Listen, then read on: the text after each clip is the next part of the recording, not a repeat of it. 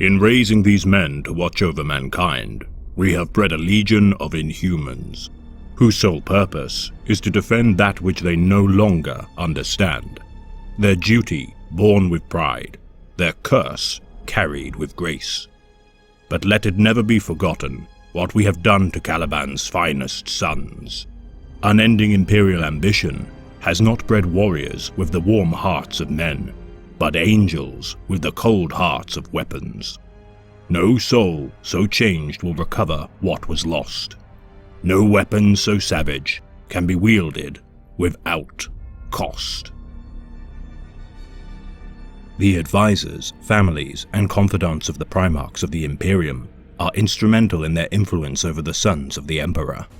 Some raised the discovered sons of the Emperor as adopted children, others enslaving and capitalizing on their natural strengths and abilities. And while some now lay cold in their graves, some still live with the vindication or shame of their actions in the shadowy corners of the galaxy, with none more conflicted than the guardian of the Lion of Caliban, Luther. Born on the death world of Caliban, at the northern fringes of the Eye of Terror, Luther would devote his early life as a knight of the techno-medieval knights of the planet. Rising to a knight of acclaim within the Order, Luther would marry a woman named Fiona, and for 2 years defend his people and live happily with his wife. Siring a daughter, Luther would watch his wife Fiona perish during labor, and lose his new child in the process. Widowed and roaming the forests of Caliban for monsters to slay, Luther would grieve for the loss of his family, yet in time foster a new child. Half a Terran Standard year later, a feral young man would be found within the wilds. Surviving for a solar decade within the wilds with no aid, the knights would be alarmed at the sight of the feral youth whom had seemingly staved off and killed the beasts of the forests. Despite the misgivings of his fellow band of knights, Luther would save the young man and raise him within his household. Naming the feral man Lion L. Johnson, translated to Gothic as Lion, Son of the Forest. Luther would mentor the young boy in the ways of civilization and the qualities of a knight within the monastery of Alderuk. Learning quickly, the Lion would learn to speak fluently, Tsar Luther and his protege complementing one another's temperaments and skills to become a formidable pair. His relationship to the Lion changing from father, teacher, friend, and finally brother in the span of only a few years due to the Primarch's accelerated aging. And in time, Lionel Johnson would join Tsar Luther as a Knight of the Order. Due to Caliban's proximity to the Eye of Terror, the planet would be infested with warp-mutated creatures known as beasts that roam the forests of the Death World. With Luther and the Lion's exploits gaining a reputation, young men of Caliban would flock to join the Order of Knights until their numbers swelled. With the Order now at peak strength, the Lion would, with Luther's aid and oratory, beseech the Order's leaders to wage a crusade against the beasts of Caliban. Set to purge the planet of the foul creatures, the Lion would submit his strategies and plans for the liberation of Caliban from their tormentors. With Luther's pedigree as the man with the highest accomplished quests against the beasts of Caliban, he would show support for the Lion's crusade. For if not for the Lion, Luther would without a doubt be the most storied hero of Caliban's current era. Seen as a champion to his people, the Order and its citizenry would show their support for Luther, and therefore the Lion. Bereft of jealousy or spite for his own fading legend in the shadow of the Lion, Luther would devote all his energies to helping his stalwart brothers campaign. Within 10 standard years, Johnson's culling of the beasts of Caliban would prove successful, and the Order would continue to grow in size with the victory of the Lion and his confidant, Luther. Incorporating other knightly houses into the Order, the Band of Warriors would become the single most powerful organization within Caliban, with exception to their closest rivals, the Knights of Lupus. Yet the Knights of Lupus would resent the Order's culling of the beasts, as they would capture and train the foul creatures for their own purposes. And with the rapid change of the planet's civilization, the Knights of Lupus would declare war against the Order. Over the decade of warring against the beasts of Caliban, It had become rare in the extreme for the knightly houses to fight amongst themselves. Yet with open war declared between the Order and the Knights of Lupus, Caliban would postpone its great peace won with the slaying of the beasts of the forests. An instance typically seen only once every generation, the war would culminate with the siege of the Knights of Lupus castle stronghold. The Lion would launch a diversionary assault of the northern gate, while Tsar Luthor would flank the castle's defenses and strike. After hours of brutal slaughter, incurring massive casualties on both sides, the Order would breach the castle walls. Confronted by caged beasts within the castle courtyard, the knights would be horrified that any knightly house would use the beasts against their fellow man. The Knights of Lupus commander, Lord Sartana, would unleash the beasts upon the Order.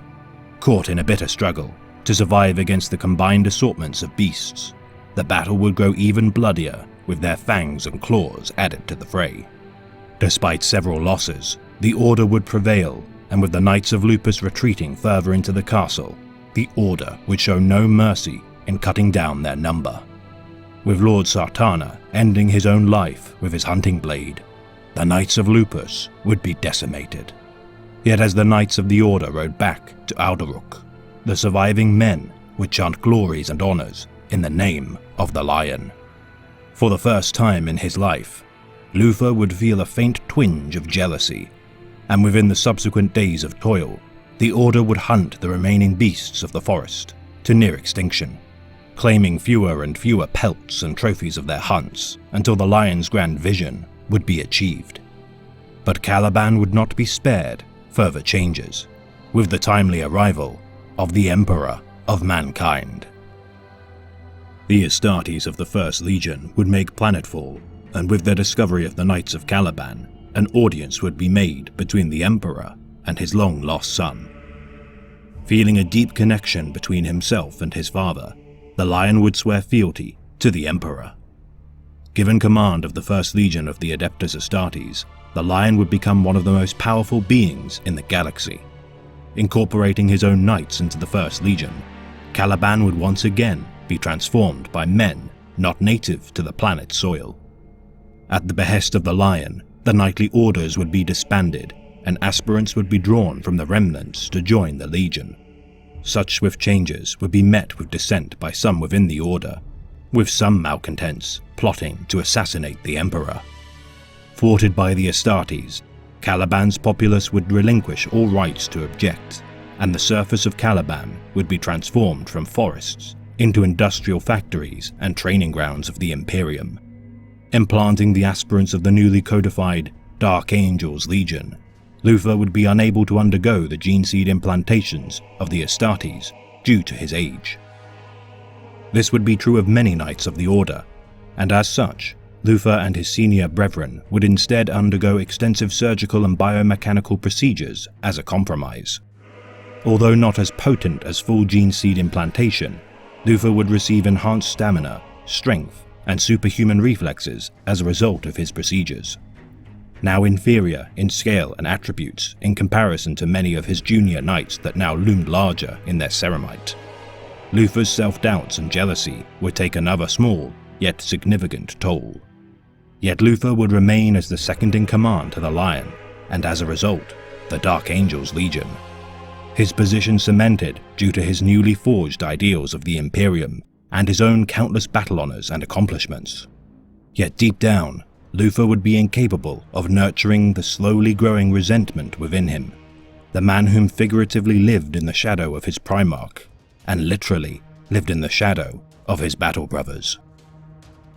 Deployed to the Great Crusade, the Dark Angels under the command of the Lion would be swift in their persecution of compliance throughout the galaxy. However, with their arrival at the planet of Sarosh, the Dark Angels Legion would be tested in their skills of diplomacy.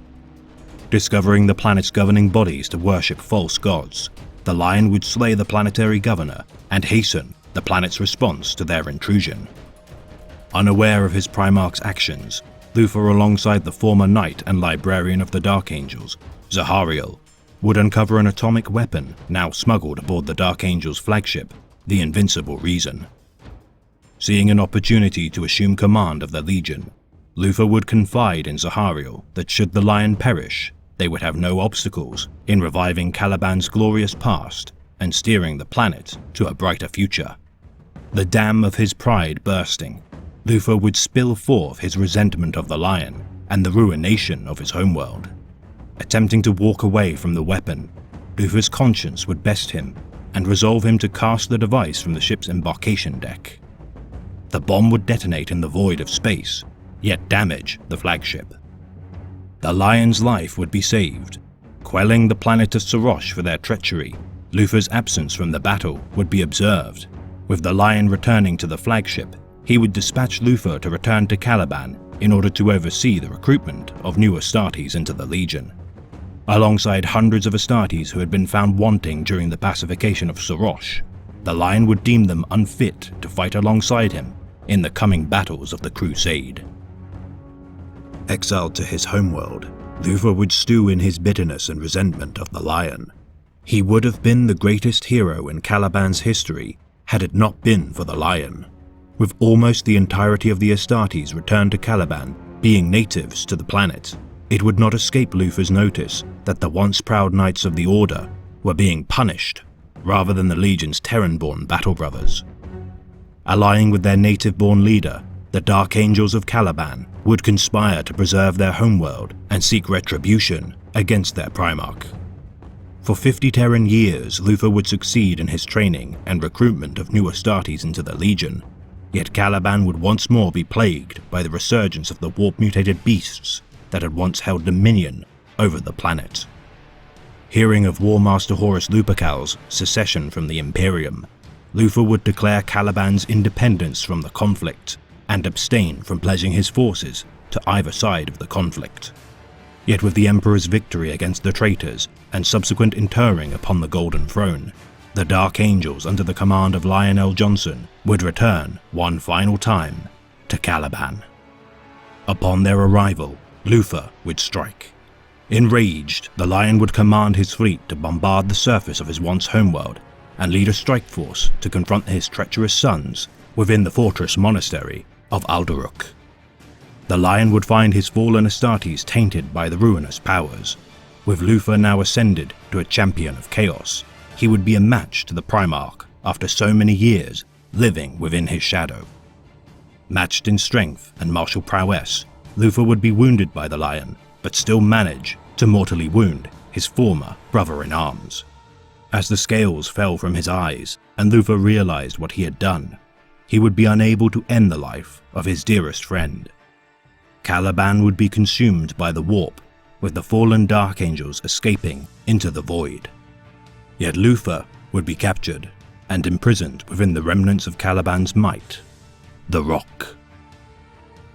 Constructing a vast vessel around Aldoruk and the remnants of Caliban's Earth, the Rock would harbor their secret prisoner, Luthor.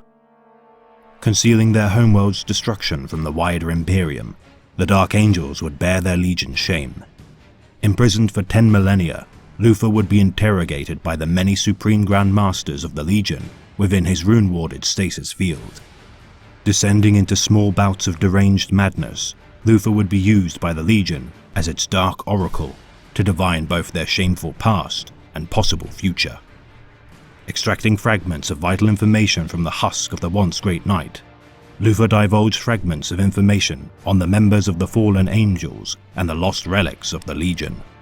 His mad ravings, confessions and rants, repeating his conviction that one day the Lion shall return and absolve his once proud mentor of his sins. Yet with the birth of the Great Rift following Abaddon the Despoiler's 13th Black Crusade, the Rock would be cut off from the wider Imperium. Invaded by demonic forces led by the fallen angel demon prince, Marbas, Luthor would be freed from his millennia of imprisonment. Known only to the current Supreme Grand Master of the Dark Angels, Azrael, Luthor's escape marks his potential return, commanding the fallen angels to enact his revenge against his brethren. Even the straightest looking road can sometimes lead you astray, and most of the worth following are far from straight. Even at the journey's end, it is easy to look back upon all the winding turns, hills and dips. and see an inevitable line form the start point to the present. We become blind to all of the junctions, forks and opportunities to leave the road altogether. Thus we remove ourselves from the blame of becoming lost because we set out with good intentions. On Caliban, we had a saying about good intentions. You cannot steer the arrow once it leaves the bow. This has been a tale of the great Imperium of Man, read by The Remembrancer. Luthor's fall is a tragedy that reminds us of the cost of pride. No matter the bonds of family or brotherhood, they can always be shattered with bitterness and resentment. Our Imperium remains strong when we stand united. So be mindful to remain loyal and compassionate to those dearest to you.